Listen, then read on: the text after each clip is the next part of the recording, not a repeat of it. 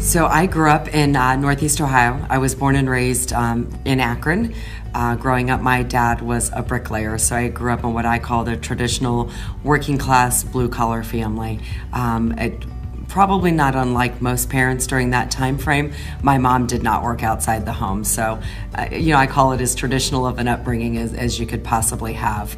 My dad went to work. He worked hard every single day. When he was a baby, and I remember him showing us pictures, or my grandma showing us pictures of the Akron Beacon Journal photos. When my dad was a baby, he had polio. And he lived in an iron lung, and it was just really unbelievable to imagine what they had experienced during that time frame. But because of that, one of his legs was smaller than the other, and he walked with a very visible limp. But I can remember my dad never let that stand in the way of anything he wanted to do. I remember him telling stories as a kid growing up. He always wanted to play sports, but the other kids didn't necessarily want him on their team because he obviously walked with a limp, and they didn't perceive him to be as good as the other kids. So, those were good lessons, really good lesson that my dad didn't talk much about that, but just you could tell because of his sheer determination and his unwillingness to allow somebody to tell him he couldn't do something. Maybe I'm a little bit like my dad. Maybe. So I was the first in my family to go to and graduate from college. Like many Ohioans, I worked to put myself through college because my parents couldn't afford to pay for me to go to college. And then I tell the joke, I survived. It wasn't awful. It teaches you good, important lessons. Anything worth having is worth working. I worked at that time at a bank, and I worked in the accounting department, and my mentor then, or who was my boss, really encouraged me to stay in accounting and also to take the route of public accounting. So I graduated with an accounting degree, became a CPA, and I went to work for what was then one of the big 5 accounting firms. I started my professional career at Deloitte. So growing up, even today, 2 of my best friends, my brother is 5 years older than me and my sister is 11 months younger. When I was in 8th grade, my parents got divorced, which was really hard on our family. We were a pretty close-knit family. We did a lot, we did everything together. And really unusual for that time, my mom actually left. And so my dad and my grandmother raised my sister and me, especially from our teenage years until we graduated from high school. My brother was just getting ready to graduate from high school, so he was in a slightly different position, but my grandma was always there for us, and she would take my sister and me to and from our practices, our sports practices. And I remember my sister will joke even today, we hated missing the bus to school in the morning, because if we missed the bus, then that meant Dad was going to drive, and he would drive as slow as he could to make us miserable. And he laughed about it later, because that is in fact what he was doing, making us miserable. But good times. Those were good times growing up. So I get involved in public service the way I think a lot of people do. For me, it was a local development issue. I still today live in the city of Greene in Summit County, and in my hometown there, across the street from my neighborhood, a church was being proposed to be built. And for some reason that I never understood, many of my neighbors did not want that church to be built there. To me, it didn't make sense. I thought the church would be a great neighbor. After the issue was resolved and the church ultimately is there today, it was built, I decided to get involved on city council. I just didn't like the way the issue was being handled, and I felt that it could be done differently. So I sought appointment to a city council seat, was elected. And then partly because of term limits, my state representative was term limited, and I developed a nice relationship with her and just saw it as a neat opportunity to get involved in a different way, especially because I was a CPA, and I could see that the decisions being made in Columbus were impacting my clients and were impacting the small businesses that I represented. So I ran for the state legislature, what was then the 43rd House District. In fact, I ran in a legislative seat that was a pretty Democrat seat, and I'm a Republican, and the Republican Party had basically walked away from the seat. because they just assumed a Democrat would win, and I decided that was what I was interested in doing, so I went out and campaigned really hard and ultimately ended up winning a seat in the legislature. Within the first couple of months of serving in the legislature, for those that follow it, you always do the budget first, the 2-year state budget, and I ended up having to vote against my own Republican Party because they wanted me to support a tax increase that I just felt was a really bad decision for the state of Ohio. Because of that, I got kicked off of several really important committees, one of which was the Finance Committee. But I could remember, hearing in my head my dad always saying, do the right thing. And so to me, that was the right thing to do. And I knew that making that decision there would be a consequence because of it, but it was a consequence I was willing to accept. I felt it was more important to stand up for what I believed in and what I knew was the right thing to do, and suffer the consequence of losing a few committee assignments. So in 2005, I decided that I wanted to run for statewide office. I was particularly interested in being the auditor of state because of being a CPA. I felt that I really understood the business, and I thought it was important to have a CPA serve as the state auditor. I campaigned again in a race that everybody said that I would never win. It used to be in the Republican Party you had to run one time and lose statewide in order to be viable anytime on the statewide ballot. But I guess there's my dad. He said, you tell me I can't do something, it's probably going to get done. So I was the only Republican to win statewide in 2006, and I was elected state auditor. My office did some projections based on some of the decisions being made on the state budget, and it was the second state budget that was proposed by the former Democrat governor. We did some projections, and we looked at the state would be facing an $8 billion budget deficit because of some of the decisions that were being made, and that concerned me. Ultimately, it was one of the biggest reasons I decided to not run for re-election as state auditor, but instead decided to run for lieutenant governor. I knew Ohio was in a bad place, and in fact, we did face an $8 billion budget deficit, and I knew that it was going to take strong leadership to get Ohio back on track, and ultimately to get Ohioans back to work. We had lost over 450,000 private sector jobs, and I thought it was important to get Ohio back on track, and I knew it was going to, like I said, I knew it was going to take tough decisions to do that. Was successful. We won election, took office in January 2011. I was tapped to lead the Ohio Department of Insurance, which I was particularly interested in because of all of the issues I knew our state was going to face because of Obamacare and the new one-size-fits-all federal mandate that every state was going to have to deal with over the coming years.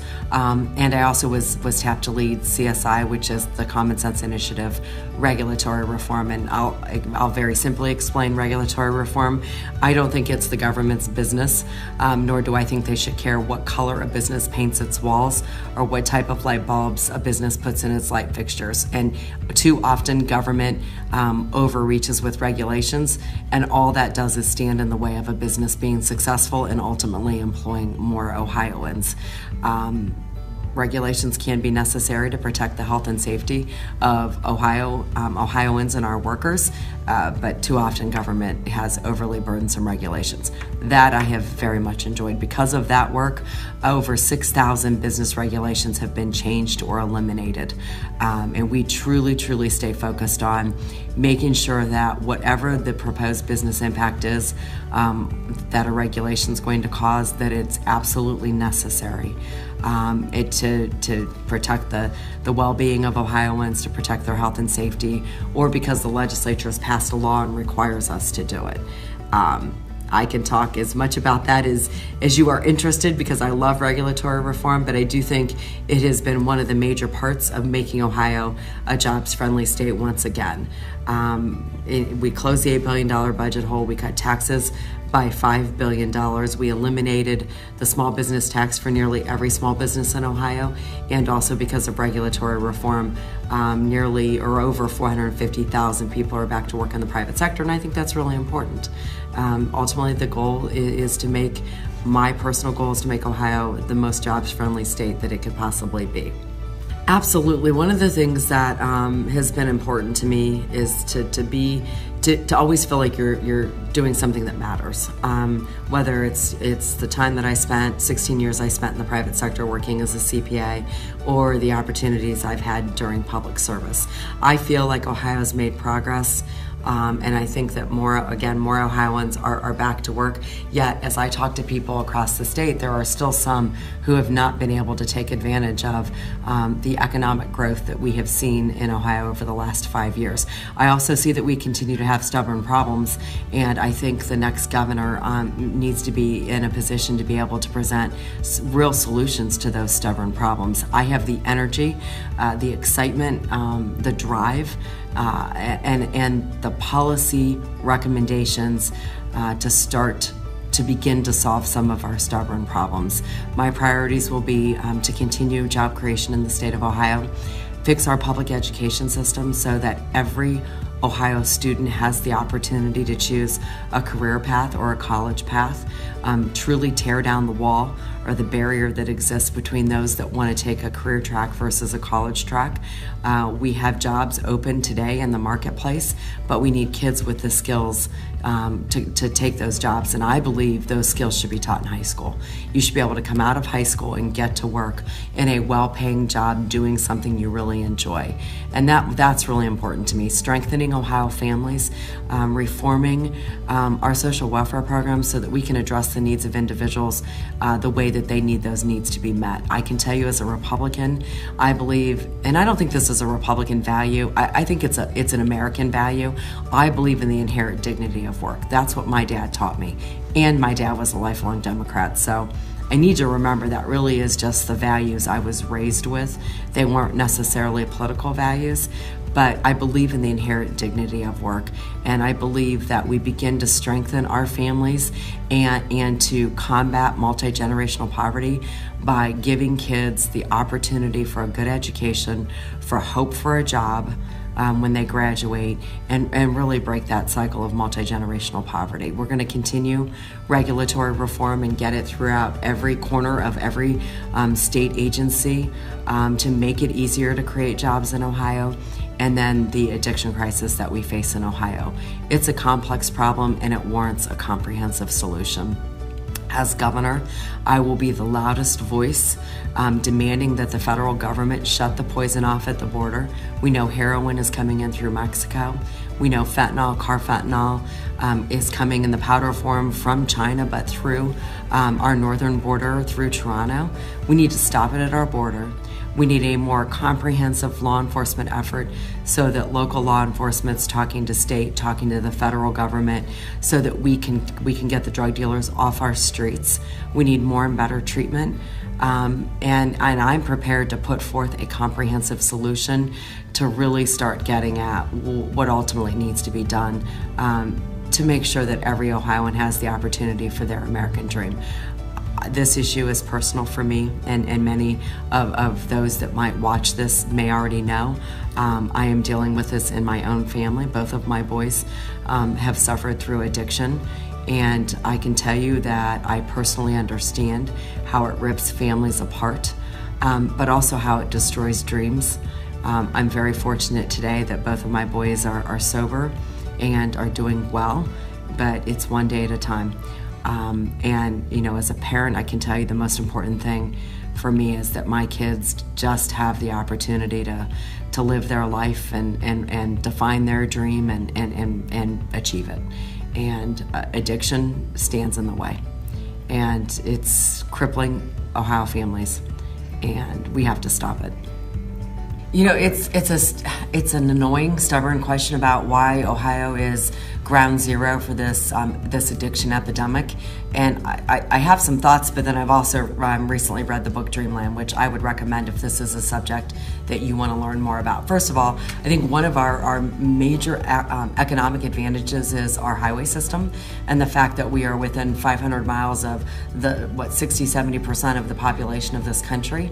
I have to believe that's also part of the reason that we have become a state, or had become a state, where these drugs got trafficked to. One of the things I also learned about after reading the book Dreamland, and partly because of my own personal experience, in Ohio, we faced an epidemic of overprescribing of prescription pain pills, opiates. And in reading Dreamland, I didn't realize this at the time, but Portsmouth, Ohio was the place where the pill mill was created. So coming into office in 2011, I remember hearing stories from parents, a group of mothers from Portsmouth who had lost kids to overdoses. I remembered hearing the stories about the problems they faced in their communities with doctors just writing prescription after prescription after prescription, and it just was mind-boggling to me. And early on, we took steps to shut down the pill mills, put them out of business, hold doctors accountable, and take away their license, and if necessary, prosecute and put them behind bars where they belong. They started what I believe is kind of step one of the crisis that ultimately hit Ohio. And then after reading the book, I learned that there were specific groups in Mexico targeting Ohio as a prime target space because we had such a problem with the overprescription of prescription pain pills. I never give parents advice. I never pretend to know more than anybody else out there. I can tell you the one thing that I've learned: if you have a young person and they have a sports injury or they're getting their wisdom teeth out, be as diligent as you can be about the prescription and use of pain pills in younger people. These things are addictive, and as we saw the crisis in Ohio, it turned from prescription pain pills to now heroin. And then, of course, we've seen the escalating number of overdose deaths because of heroin that's being laced with fentanyl, carfentanil, or heroin that's just far stronger and pure than anything we've ever faced in the state before. That's why I really speak pretty strongly about shutting it off at the borders. I do think that because we were, as a state, specifically targeted, I think you cannot deny this stuff is coming in through our borders, and we need to make it as difficult as possible for those drugs to be transported through or to the state of Ohio. You don't want this to end up anywhere in this country, but as the governor of the state of Ohio, my responsibility will be to step up and be a loud voice and advocate for what's in the best interest of the state of Ohio. And I think it's, sometimes there aren't easy answers to problems, and I think this one is not necessarily an easy answer to a problem because it's complex, but a comprehensive solution where you target it from every angle. One of the other things that I think we need to think about as a state is what I call a MAD type campaign, Mothers Against Drunk Driving, and basically eradicated our streets of drunk drivers because of the seriousness for which they took this issue. I would like to see a group of angry moms or angry parents or angry community members saying, you know what, we're mad and we're, fill in the blank, and we're not going to allow this to happen anymore. We are going to do everything we can to get this stuff off our streets and to provide safe, sober communities for people our citizens to come back to the state and be able to live their life here in the state of Ohio without fear of these drug dealers on the street targeting them to continue to sell them this poison that's killing too many. Absolutely, energy is one of our best opportunities. When we think about what are our future economic opportunities in the state of Ohio, and you look partly or a lot at eastern and southeastern Ohio, but because that's where shale is, and that's the drilling opportunity. But it really goes just beyond the drilling opportunity. I think that as governor, for me, my priority will be to make sure that we are there as a state to support and not stand in the way of the economic opportunity that exists in that part of the state. Again, it goes beyond just drilling, though. It is, as governor, making a list and saying, look, this is going to be my target list of companies who need low-cost energy, use the feedstock as whatever, the chemical industry who uses that to make their products, make a target list and get on the phone and get on a plane and start calling and start flying and start visiting with the decision makers at these companies and say, look, our opportunity is not just because it's not just the drilling piece of it, but we have so much more to offer. And this would be a really great place for you to locate your business because we have low cost energy and we have the feed supply that you need. I think that you have to think beyond just the drilling piece, which is in and of itself important. But I think you have to look for what are our future opportunities with regard to energy. And being a low cost energy state is vitally important for manufacturing. Manufacturing is still strong in Ohio. It's who we are, it's what we do, we make things. And we're an innovative state, and I can imagine that's just always going to be who we are as Ohioans. Now, manufacturing looks different than it did in the days when my grandmother worked at Goodyear, but that's how it's evolved. And so I think that we have to look for ways to use our natural resources in a way that's in the best interest of economic opportunity in the state of Ohio. We think of energy, think of the river, think of Lake Erie. Not only the importance of protecting those natural resources so that we have clean, safe drinking water, which is vitally important, but also how do we capitalize on the opportunities that those assets present to us. Moving just a little bit beyond energy, I chair a task force for the Great Lakes Governors and St. Lawrence Premiers Association. So it's 8 states, 2 provinces. And we are looking at what are the economic assets and economic opportunities of the entire Great Lakes region. We're putting together a report that'll come out sometime in September, October, to present some actionable items to the governors of those 8 states and the premiers of the 2 provinces to actually take action on how can we work together collaboratively as a region, the Great Lakes region, and capitalize on what our strengths are. It's really exciting work. And I think that, again, when you think about why I'm running for governor because of the things I've been able to do and the progress I feel we've made, but then also the opportunities I see in our future. And I think that the willingness to work collaboratively with your neighboring states and an entire region is good for all of us. It's good for the region. It's really good for Ohio. And anytime we can capitalize on those strengths, as a matter of fact, I'll speak again in the next month or so at the Tri-State Shale Conference in Pennsylvania. I spoke last year, recognizing that we have a huge regional economic opportunity. It's not just the state of Ohio. And any time we can cooperate with our neighboring states on regulations, regulatory reform, training our workforce. The shale doesn't know if it's Pennsylvania or West Virginia or Ohio, and neither do the companies. I mean, the companies just want to be able to work seamlessly within that opportunity. And so I think collaboration is really important. And I think that as we think about our future, our next governor needs to be prepared to work that way, to take advantage of all of our opportunities. So as the director of the Department of Insurance starting in January of 2011, and then I resigned in March of this year in order to do what I needed to do from a governor campaign perspective. I can tell you I have seen the devastating impact of Obamacare on Ohio in our insurance market. Number one, premiums have gone up on average. This is as of the time I left the department in March. Premiums had gone up 91% for individuals and on average 91% for our small groups. So our small employers are really, really struggling to keep up, and this is just another burden and another cost they just don't need. I have been, and I challenged, Google it, Ohio's most vocal critic, I think, is how it's been written about me with regard to Obamacare.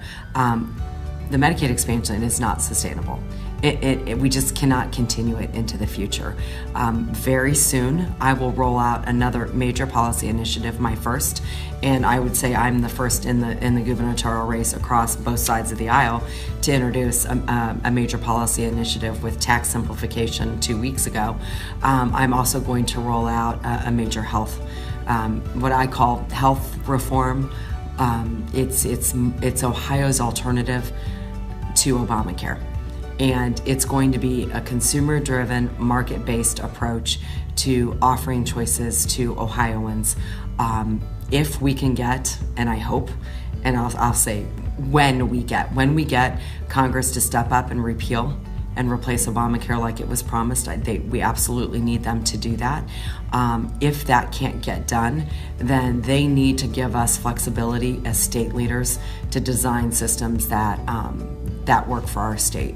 But just to reiterate, my plan will be very clear that Medicaid expansion is not sustainable and cannot be continued. So I have the energy, I have the excitement, and the ability to take a policy idea and turn it into a solution. I am the most conservative in the Republican primary, so let's get through that first. I am the most conservative in the Republican primary, and we know Republican primary voters tend to be conservative.